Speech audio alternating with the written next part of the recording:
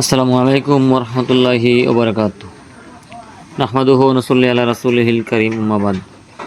সম্মানিত দিনী ভাই বোনেরা, আজকে আলোচনা করব কুরবানির সম্পর্কে। তো এই সম্পর্কে আলোচনা করতে গিয়ে কয়েকটা ধাপ আছে। 1 নম্বর ধাপ হলো, প্রথমে আলোচনা করব কুরবানির ফজিলত সম্পর্কে। 2 নম্বর আলোচনা করব কাদের উপর কুরবানি দেওয়া ওয়াজিব। 3 নম্বর আলোচনা করব কোন কোন জন্তু দ্বারা কুরবানি করা দুরূস্ত আছে, জায়েজ আছে। 4 নম্বর আলোচনা করব কুরবানির জন্তুর বয়স সম্পর্কে। কত বয়স হলে কুরবানি করা দুরূস্ত আছে, জায়েজ আছে। তারপর 5 নম্বর আলোচনা করব কুরবানির জন্তুর পশুর স্বাস্থ্যগত অবস্থা সম্পর্কে। আর 6 নম্বর আলোচনা করব শরীরের মাসাইল এবং পশুতে কয়জন শরীক হতে পারে। এরপরে 7 নম্বর আলোচনা করব কুরবানির পশু জবাই করা প্রসঙ্গে। 8 নম্বর আলোচনা করব গোশত বন্টনের তরিকা, কোন নিয়মে গোশত বন্টন করতে হবে। 9 নম্বরে আলোচনা করব কুরবানির গোশত খাওয়া দান করার মাসাইল, গোশত কীভাবে খাইতে হবে, কতটুকু দান করতে হবে। এবং 10 নম্বর আলোচনা করব কুরবানির চামড়া সম্পর্কে, এটা নিয়ে আলোচনা করব। তাহলে আসুন আমরা শুরু করি আলোচনা। প্রথম আলোচনা করব কুরবানির ফজিলত। ফজিলত সম্পর্কে বলা হয়েছে, কুরবানির জন্তুর শরীরে যত পশম থাকে, প্রত্যেকটা পশমের পরিবর্তে এক একটি নেকি পাওয়া যায়, সুবহানাল্লাহ। এবং কুরবানির দিনে কুরবানি করা সবচেয়ে বড় ইবাদত বন্দেগী। এরপরে আলোচনা করব 2 নম্বরে কুরবানি কাদের উপর দেওয়া ওয়াজিব, কোন কোন মানুষের উপর কুরবানি দেওয়া ওয়াজিব। এ সম্পর্কে বলা হয়েছে যে 10ই জিলহজের ফজর থেকে 12ই জিলহজের সন্ধ্যা পর্যন্ত, অর্থাৎ কুরবানির দিনগুলোতে যার নিকট সদকায়ে ফিতরা ওয়াজিব হওয়া পরিমাণ সম্পদ থাকে, তার উপর কুরবানি করা ওয়াজিব। অর্থাৎ যার উপর সদকায়ে ফিতির বা ফিতরা দেওয়া ওয়াজিব হওয়া পরিমাণ সম্পদ থাকে, তার উপর কুরবানি করা ওয়াজিব। আর 2 নম্বর হলো মুসাফিরের উপর কুরবানি করা ওয়াজিব হয় না। তারপরে 3 নম্বর হলো কুরবানি ওয়াজিব হলে না হলেও নফল কুরবানি করলে কুরবানির সওয়াব পাওয়া যাবে। আপনারা যদি কুরবানি ওয়াজিব নাও হয়, তো আপনারা যদি কুরবানি করেন, তাহলে আপনি নফল কুরবানির সওয়াব ইনশাআল্লাহ পেয়ে যাবেন। এরপরে আলোচনা হলো যে কুরবানির শুধু নিজের পক্ষ থেকে ওয়াজিব হয়, সন্তানাদি পিতামাতা ও স্ত্রীর পক্ষ থেকে ওয়াজিব হয় না। তবে তাদের পক্ষ থেকে করলে তা নফল কুরবানি হবে। কুরবানি শুধু নিজের পক্ষ থেকেই ওয়াজিব হয়, সন্তানের পক্ষ থেকে বা পিতামাতা বা স্ত্রীর পক্ষ থেকে ওয়াজিব হয় না। আপনি চাইলে তাদের পক্ষ থেকে করতে পারবেন, এটা নফল হবে। এরপরে হলো যার উপর কুরবানি ওয়াজিব নয়, সে কুরবানির নিয়তে পশু ক্রয় করলে বা কিনে আনলে সেই পশু কুরবানি করা তার উপর ওয়াজিব হয়ে যায়। এরপরে কোনো মকসুদের জন্য, কোনো উদ্দেশ্য হাসিলের জন্য মান্যত করলে সেই মকসুদ পূর্ণ হলে তার উপর কুরবানি করা ওয়াজিব হয়ে যায়, সে গরিব হোক আর ধনী হোক। যদি মান্যত করে যে আমার এই মুখ কাজটা হয়ে গেলে আমি কোরবানি দেবো, তাহলে অবশ্যই কোরবানি দিতে হবে, ওই কাজটা হাসিল হলে কোরবানি দিতে হবে। তারপরে যার উপর কোরবানি ওয়াজিব, সে কোরবানি না করলেও কোরবানির দিনগুলো চলে যাওয়ার পর একটা বকরির মূল্য সৎকার করা ওয়াজিব। যার উপর কোরবানি ওয়াজিব, সে যদি কোরবানি না করে, তাহলে কোরবানির দিন যাওয়ার পরে সে একটা বকরির মূল্য সৎকার করা ওয়াজিব। এরপরে আমরা আলোচনা করব যে কোন কোন পশু দ্বারা কোরবানি করা জায়েজ আছে। এর মধ্যে 1 নম্বর হলো বকরি, পাঠা, খাসি, বেড়া, বেরি, দুম্বা, গাবি, ষাঁড়, বলদ, মহিষ, উট, এই প্রকার গৃহপালিত পশু দ্বারা কোরবানি করা জায়েজ দুরূস্ত। আর জঙ্গলের যে প্রাণীগুলো আছে, এগুলো দ্বারা জায়েজ নাই। তারপরে হলো গিয়া কুরবানির জন্তুর বয়স প্রসঙ্গে, কতটুকু বয়স হতে হবে। বকরি, খাসি, বেড়া, বেরি, দুম্বা এগুলা কমপক্ষে 1 বছর বয়সের হতে হবে। এই পশুগুলা কমপক্ষে 1 বছরের পূর্ণ 1 বছরের বয়স হতে হবে। 1 বছর কম হলে কোরবানি করা চলবে না। তবে বেড়া, বেরি ও দুম্বার বয়স যদি কমও হয়, কিন্তু এরূপ মোটা তাজা হয় যে 1 বছর বয়সের মধ্যে ছেড়ে দিলেও তাদের চেয়ে ছোটো মনে হয় না, তাহলে তার দ্বারা কোরবানি দুরুস্ত আছে। তবে 6 মাসের বয়স হতে হবে। বকরির ক্ষেত্রে এরূপ ব্যতিক্রম নেই। বকরি কোনো অবস্থায় 1 বছরের কম বয়সের হতে পারবে না। তবে বেড়াবেড়ি যদি বা দুম্বা যদি এমন মোটা তাজা হয় যে দেখা যায় 1 বছরের মতো, তাহলে কোরবানি দুরুস্ত আছে। আর ছাগল বকরি কোনো কর্মই 1 বছরের কম হলে কোরবানি করা দুরুস্ত নাই, জায়েজ নেই। এরপরে গরু মহিষ এর বয়স কমপক্ষে 2 বছর হতে হবে। গরু বা মহিষের ক্ষেত্রে কমপক্ষে 2 বছর হতে হবে। 2 বছরের কম হলে কোরবানি করা জায়েজ নেই। এরপরে উট এর বয়স কমপক্ষে 5 বছর পূর্ণ হতে হবে। এরপরে আলোচনা করব যে কোরবানির জন্তুর স্বাস্থ্যগত অবস্থা প্রসঙ্গে। কোরবানির পশু ভালো এবং হৃষ্টপুষ্ট হওয়া উত্তম। স্বাস্থ্য বলতে হৃষ্টপুষ্ট মোটা হওয়া উত্তম। এরপরে 2 নম্বর হলো যে প্রাণী ন্যাংরা বা যা 3 পায়ে চলতে পারে, 1 পা মাটিতে রাখতে পারে না বা রাখতে পারলেও তার উপর ভর করতে পারে না, এরূপ পশুর দ্বারা কোরবানি জায়েজ নয়। যে প্রাণী ল্যাংরা অর্থাৎ 3 পায়ে চলতে পারে বা 2 পা ভাঙ্গা বা কোনো সব পায়ে ভাঙ্গা বা 1 পা ভাঙ্গা বা 1 পা মাটিতে রাখতে পারে না বা রাখলে পারলেও তার উপর ভর করতে পারে না, এরূপ পশুর দ্বারা কোরবানি জায়েজ নয়। এরপরে হলো যে পশুর একটি দাঁতও নেই, তার দ্বারা কোরবানি জায়েজ নয়। তবে দাঁত না থাকা সত্ত্বেও ঘাস খেতে সক্ষম হলে তার দ্বারা কোরবানি দুরুস্ত আছে। যদি দাঁত না থাকে তাহলে কোরবানি জায়েজ নয়। আর যদি দাঁত না থাকে কিন্তু ঘাস খেতে পারে, তাহলে কোরবানি দুরুস্ত আছে। তারপর হলো যে পশুর কোনো জন্ম থেকে কান নেই, যে পশুর কান জন্ম থেকে নেই তা দ্বারা কোরবানি দুরুস্ত নয়। তবে কান ছোট হলে অসুবিধা নাই। যে পশুর শিং মূল থেকে ভেঙে যায় তা দ্বারা কোরবানি দুরুস্ত নয়। তবে শিং উঠেনি বা কিছু পরিমাণ ভেঙে গিয়েছে, এরূপ পশুর কোরবানি জায়েজ আছে। তারপরে হলো যে পশুর উভয় চোখ অন্ধ বা একটি চোখ পূর্ণ অন্ধ, একটি চোখের দৃষ্টিশক্তি 1/3 বেশি নষ্ট, তা দ্বারা কোরবানি দুরুস্ত না। এরপর যে পশুর একটি কান বা লেজের 1/3 চেয়ে বেশি কেটে গেছে, তা দ্বারা কোরবানি দুরুস্ত নয়। এরপরে অতিশয় কৃশকায় বা দুর্বল পশু, যার এতটুকু শক্তি নাই যে জবহের স্থান পর্যন্ত হেঁটে যেতে পারে, তা দ্বারা কোরবানি দুরুস্ত নাই। যে পশু হাঁটতে পারে না, একবার দুর্বল, তাদের কোরবানি জায়েজ না।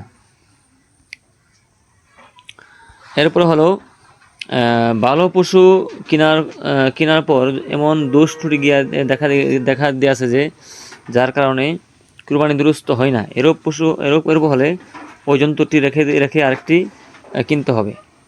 কিনে কোরবানি দিতে হবে। তবে ক্রেতা যদি গরিব হয় তাহলে সেটি কোরবানি দিতে পারবে। আর এরপর হলো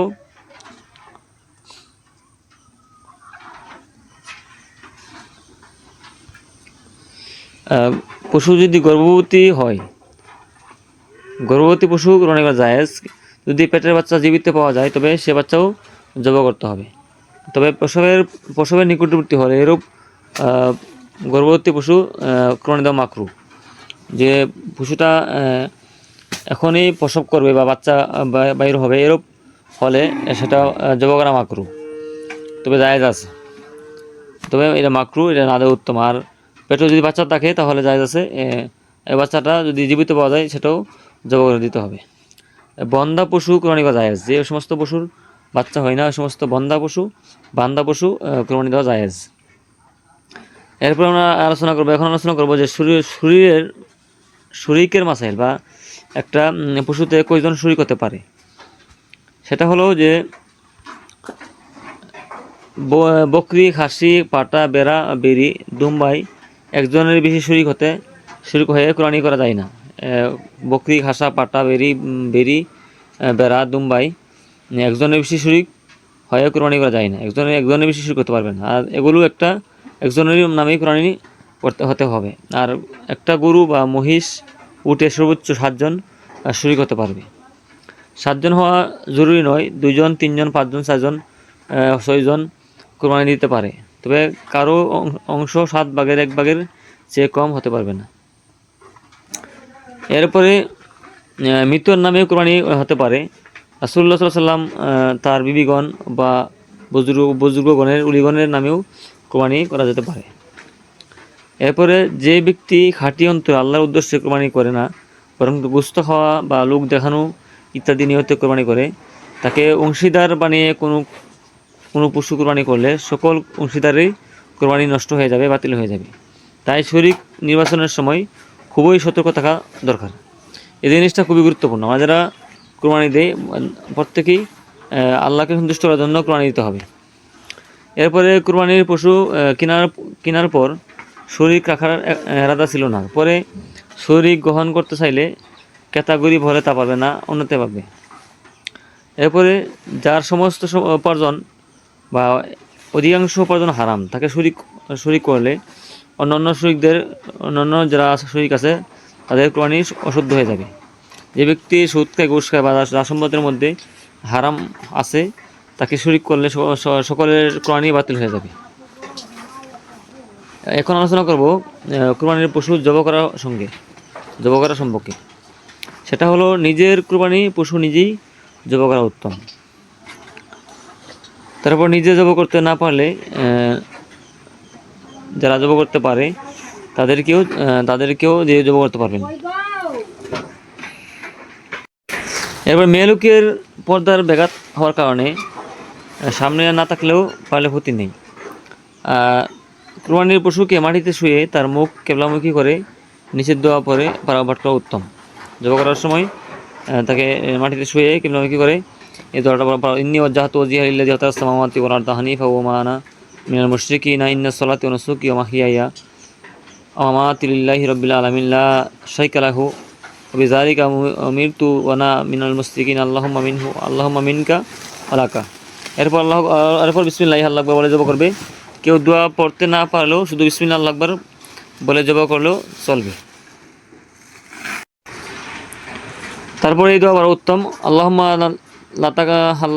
লা তাকাব্বালহু মিনহি কামা তাকাব্বালতা মিন হাবিবিকা মুহাম্মাদি ওয়া খালিলিকা ইব্রাহিমা আলাইহিমা আসসালাতু ওয়াসসালাম। যারা না পারবে শুধু বিসমিল্লাহি আল্লাহু আকবার বললেই কোরবানি চলবে। যাই হোক, এরপরে হলো কোরবানির দাতাগণের নাম মুখ উচ্চারণ করা বা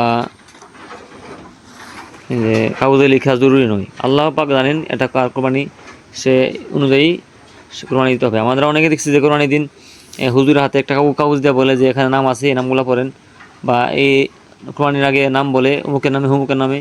এই নামগুলা বলা জরুরি না। এবার আপনি কোন উদ্দেশ্যে কোরবানি দিতেছেন আল্লাহ বলা জানেন, নাম বলা জরুরি না। তারপরে কোরবানির পশু রাতের বেলায় জবাই করা জায়েজ, তবে ভালো নয়। ঈদের নামাজের পূর্বে কোরবানি করা জায়েজ নয়। তবে সেখানে জুমা বা ঈদের নামাজ দুরুস্ত নয়, সেখানে শুভেচ্ছা দিকের পর থেকেই কোরবানি করা দুরুস্ত আছে। যে সমস্ত স্থানে ঈদের নামাজ পড়া যায় না বা জুমা নামাজ পড়া যায় না, ওই সমস্ত স্থানে শুভেচ্ছা দিকের পর থেকেই কোরবানি জায়েজ আছে। যেমন যে সমস্ত রাষ্ট্রে মুসলমানদের জন্য ঈদের নামাজ পড়া সরকার থেকে নিষিদ্ধ বা জুমা নামাজ পড়া সরকার থেকে নিষিদ্ধ, ওই সমস্ত স্থানে শুভেচ্ছা দিকের পর থেকেই কোরবানি করতে পারবে। তারপরে আলোচনা করব গোশত বন্টনের নিয়ম। অংশীদারগণ সকলে একান্নভুক্ত হলে গোশত বন্টনের প্রয়োজন নেই, অন্যথায় বন্টন করতে হবে। অংশীদারগণ সকলে যদি একঘর হয় তাহলে তো বন্টনের প্রয়োজন নেই। আর যদি অংশীদারগণ অনুমান করে বন্টন করবে না, বরং বাটখারা দিয়ে ওজন করে বন্টন করতে হবে। অনুমান করে বন্টন করা যাবে না।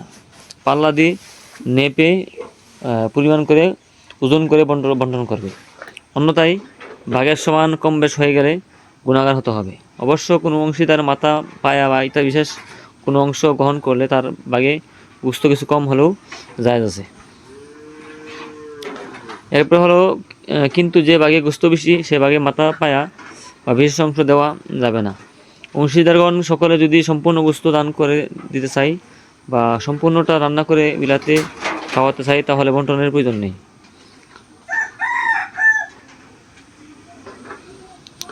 এরপর আলোচনা করবো গোস্ত খাওয়া বা দান করার মাসাইল। কোরবানির গোস্ত নিজে খাওয়া, পরিবারকে খাওয়ানো, আত্মীয় স্বজনকে দেওয়া, গরিব মিসকিনকে দেওয়া যায়, সবই জায়েজ। মুস্তাহাব উত্তম হলো তিন ভাগ করে, এক ভাগ নিজের জন্য রাখা, এক ভাগ আত্মীয় স্বজনকে দেওয়া, এক ভাগ গরিব মিসকিনকে দেওয়া, এটা সবচেয়ে উত্তম।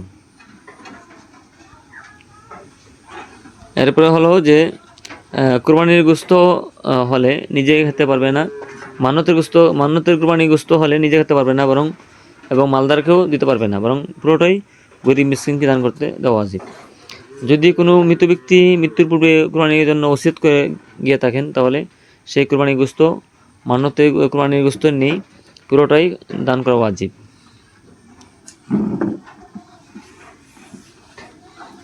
তারপর হলো কোরবানির গোস্ত বা বিশেষ কোনো অংশ যেমন মাথা শারীরিক রূপে দেওয়া জায়েজ নয়, বলতে পারিশ্রমিক দেওয়া জায়েজ নয়।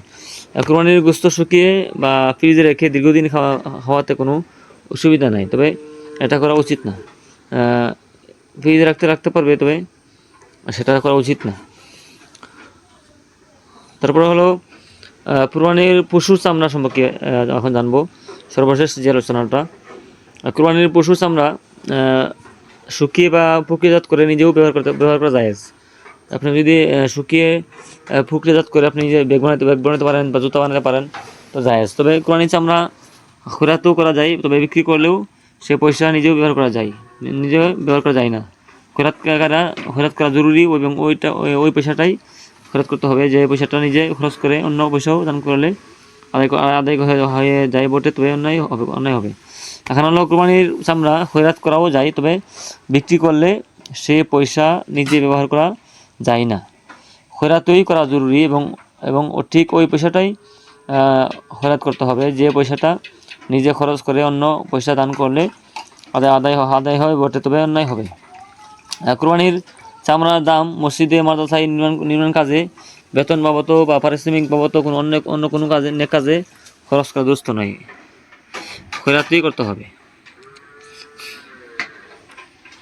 তো এই ছিল কোরবানির সম্পর্কে আলোচনা, কোরবানির গোস্ত বন্টনের আলোচনা, কোরবানির জব করার সঙ্গে আলোচনা, তারপরে কোরবানির কতজন শরীক করতে পারবে, তারপরে কোরবানির পশুর স্বাস্থ্যগত অবস্থা সম্পর্কে, কোরবানির বয়স সম্পর্কে, কোরবানির কোন পশু দ্বারা কোরবানি করা জায়েজ, তারপরে কোরবানি কাদের উপর জায়েজ এবং ফজিলত সবই আলোচনা করলাম। তো ভিডিওটা শেয়ার করে দিবেন যাতে কোরবানি করার তৌফিক দান করুক, আমিন। আসসালামু আলাইকুম ওয়া রাহমাতুল্লাহি ওয়া বারাকাতুহু।